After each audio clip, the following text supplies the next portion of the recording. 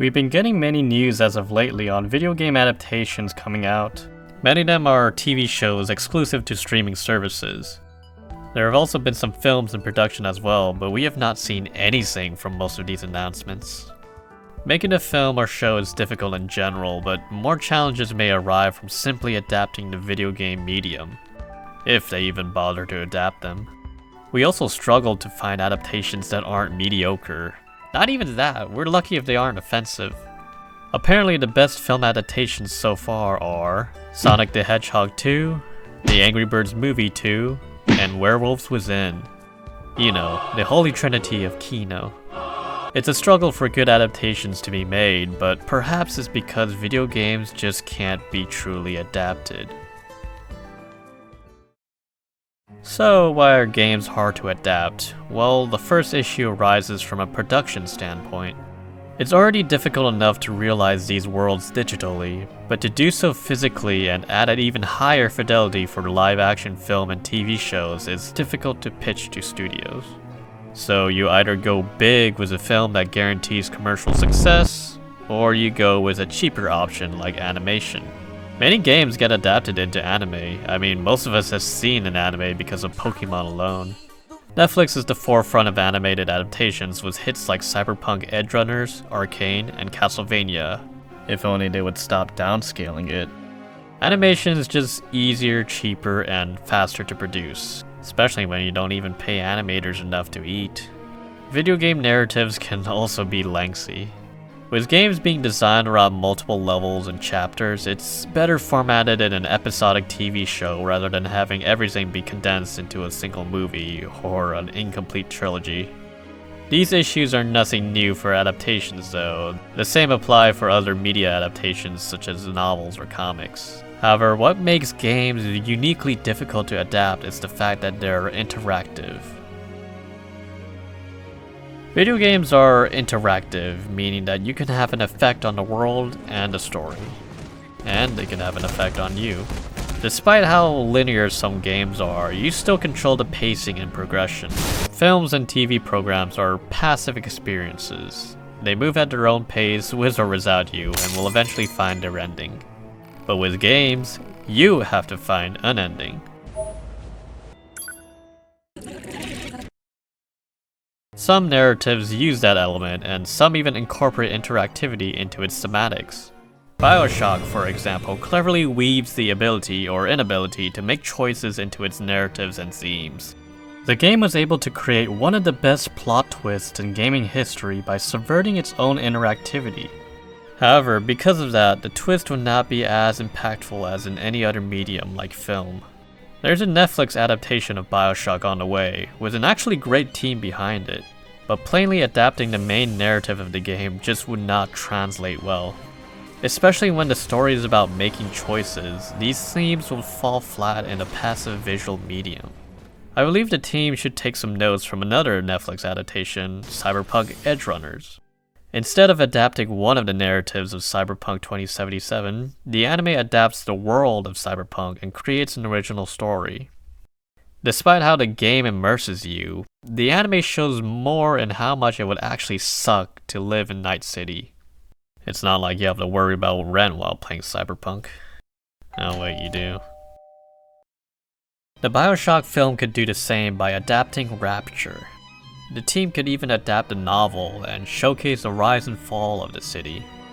That's just my suggestion though, I don't know what the actual plan for the film would be. Sometimes the narrative of a game doesn't really matter. Although a game might come packaged with a story, sometimes the most important story is the ones you tell. Where people enjoy a game not because of its story, but because of how fun it is to play, or how immersive the world is, or a combination of everything. Okay, you must be my new escort.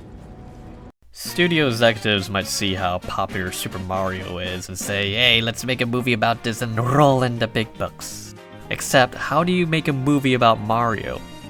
You would need a plot at least. The film just can't be Mario jumping around for 2 hours.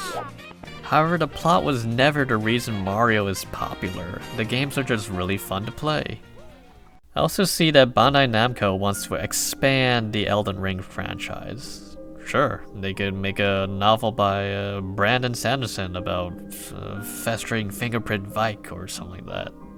I'd actually love to see something like an anime adaptation from the Castlevania team. But to adapt the main narrative of the game is difficult, especially when the main character is purposely devoid of any characteristics. The main character is simply supposed to be you, the player. But an adaptation can't just place a normal person on a task to become Elden Lord, at least not seriously. There's actually an official manga for Elden Ring, but it's a comedy following an amnesiac lead, which is actually a fitting way to adapt the whole experience of Elden Ring. But I can't imagine it'll work at the scale of an Amazon Prime original series. The main narrative of Elden Ring is more so the stories the players tell. They're tales of how one person narrowly defeated a boss by the skin of their teeth, or how they got lost in the Celia Crystal Tunnel for hours and escaped their fate by refunding this trash game at Target or whatever. While the story and other aspects of a game can be adapted, the feelings, the sense of immersion, the joy of playing can never be transferred into a passive media. Another aspect of video games that can't be adapted is the cyclical nature of some games, hence alternate routes and endings. It seems that NieR Automata will be getting an anime adaptation soon. This concerns me as Automata is such a unique video game with many elements in its story that can only exist in a game. With there being multiple playthroughs and endings, I don't know how much the anime can adapt. I'm worried that the anime might only showcase the first ending and then conclude with a seemingly complete story, giving no indication to the viewers that there is much more. Fans of the game know that the first playthrough is only a drop in the bucket, as the game almost hides its own sequel within subsequent playthroughs. Then there's the true ending, an ending so unique and effective that it could only exist in a video game. There is absolutely no way the anime could ever adapt the true ending of NieR Automata. As great as the anime might be, I still highly encourage everyone to play NieR Automata, especially when it's on Xbox Game Pass and is coming soon on the Nintendo Switch. Even though I already own the game and have gone through 5 playthroughs, I am still willing to play the game again on Switch. Another game I'd like to talk about is Sifu. Sifu also has multiple playthroughs and a story that cannot be adapted well into a passive and linear medium like film. I wanted to showcase it since it's a game with a unique story that can only be told through video games. Because of so, I would have to spoil the story of Sifu, so you can skip to here if you don't want to know. Alright, here we go. At first, Sifu is a tale about vengeance. After a former student leads a gang to raid your home and kill your father, you seek out revenge by hunting down each of the 5 members at their domain. You fight your way through mobs of enemies and the main bosses, using kung fu and a special talisman that can revive you, but at the cost of your youth. How much of your life would you give to finally exact your revenge? At the start, you're fighting junkies and gang members, but by the end, you're fighting medical staff? You make it to the final boss, Yang, and kill him the same way he killed your father. You finally get your revenge, so roll credits, right? No. Instead, the game admonishes you and tells you of another way. It shows how Yang wanted to use the talisman to save his family, but was banished because of so. It also tells you that the way of Wude is to fight until the other no longer wants to. And thus, the game restarts, and it's up to you to fight and spare all of the bosses. Except for everyone else, you don't gotta spare them. The ending surprised me because the game restarts so abruptly without any credits that it does not feel like an ending, more so a game over. I was so unsatisfied that I actually did go back through the entire game to spare everyone. It's not as bad as it sounds, since I could still use all the shortcuts and abilities I've unlocked. More importantly, my actual skills have improved since playing. And so, what initially took me 12 hours to complete now only takes me 2. It was tough to spare these bosses, and it wasn't because I was internally conflicted to forgive each boss. More so, I would have to consciously fight against my instincts to not execute a boss whenever this problem appears. Oh wait, I was supposed to save that. Oh, what? I didn't. Oh.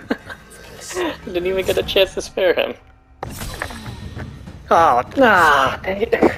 Bro, I'm trying to spare you, I swear, but I got some like beam inside of you or something. There we go. Now I actually saved you. Or not. After sparing everyone and ending the cycle of revenge, you can achieve enlightenment and finally actually beat the game.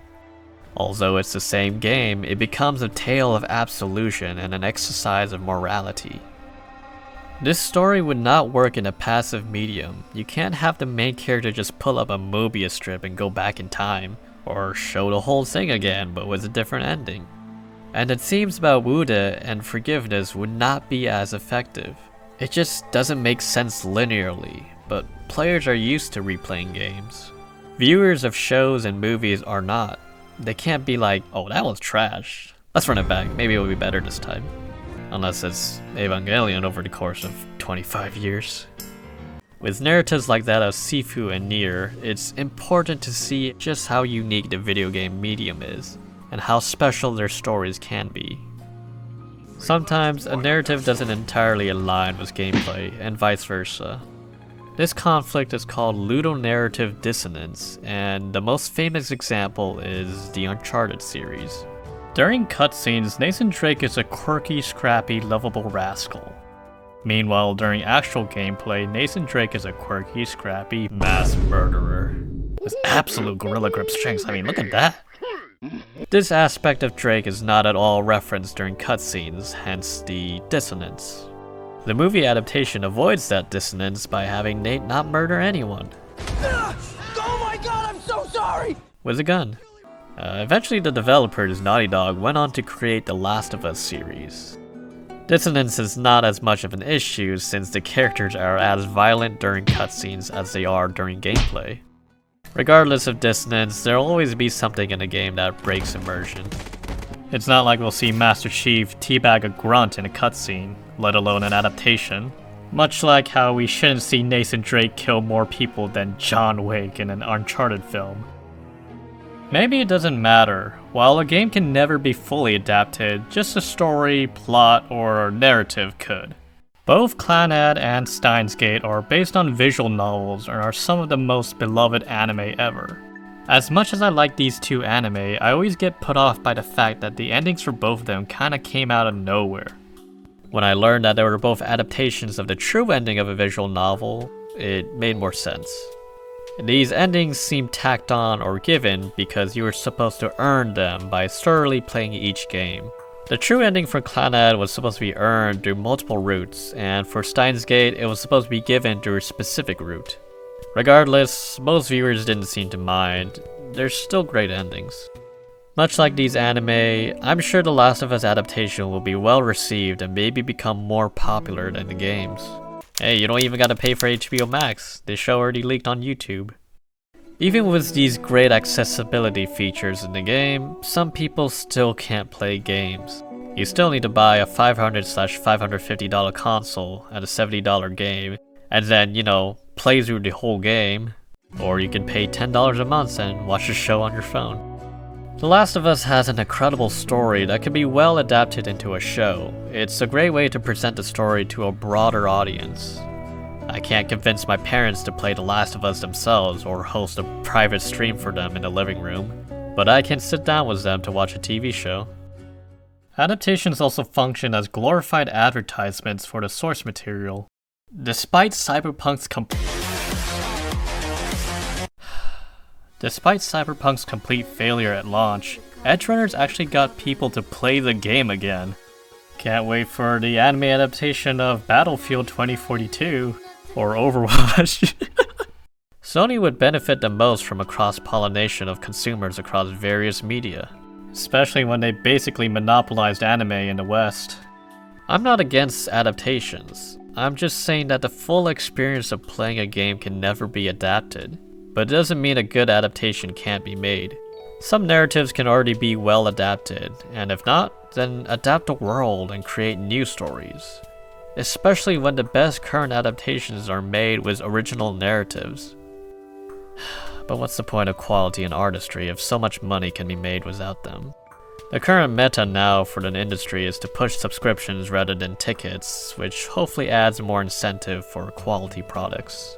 Perhaps I made this video too early. Maybe after a couple years, once more adaptations are released, I can make an addenda for this video. I wanted to express my concerns and suggestions now, as video game adaptations might become the next boon for the entertainment industry, especially after we're all jaded from the endless stream of superhero content. I just hope to see better film adaptations, because Ubisoft does not deserve first place in anything. Come on, Nintendo, yeah, Chris Pratt, let's go!